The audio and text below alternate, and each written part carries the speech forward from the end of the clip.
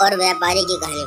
एक व्यापारी था जो अपने किसी कार्य की वजह से एक गांव पहुंचा। उसे हथौड़े की आवश्यकता थी, इसलिए वह उस गांव के लोहार के पास गया और उसे हथौड़ा बनाने के लिए कहा।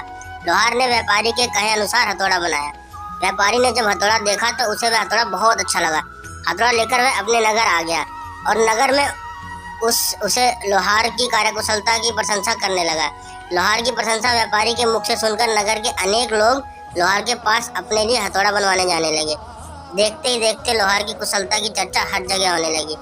कुछ दिनों बाद शहर के एक बहुत बड़े व्यापारी जो दूर दूर तक व्यापार करने जाया करते थे, वह जब नगर में लौटा तो उसने भी लोहार के बारे में खूब प्रशंसा सुनी। वह लोहार के पास गया और लोहार से बोला, मैंने तुम्हारी खूब प्रशंसा सुनी है। मैं तुम्हें दूसरों के मुकाबले 4 गुना कीमत दूंगा, लेकिन शर्त यह होगी कि भविष्य में तुम सारे हथौड़े सिर्फ मेरे लिए ही बनाओगे और किसी दूसरे के लिए अब से तुम हथौड़ा नहीं बनाओगे। और ये सुनकर सौदागर की शर्त को सुनकर लोहार ने बोला, मुझे अपने कार्य का जितना भी दाम मिलता है मैं उससे बहुत संतुष्ट हूँ। मैं अपनी परिश्रम का मूल्य स्वयं ही निर्धारित करता हूँ और आगे भी करना चाहता हूँ। मैं कुछ चंद रुपयों और लाभ के लिए ऐसा कोई कार्य नहीं करूँगा जिससे किसी दूसरे का शोषण हो।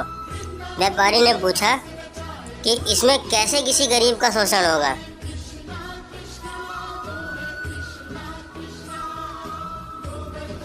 लोहार ने आगे बोला, आप मुझे जितने भी पैसे देंगे उससे 2 गुने पैसे आप गरीब खरीदारों से वसूलेंगे। इसलिए मैं अपने लालच का बोझ गरीब और दुखी पर पड़ने नहीं दूंगा।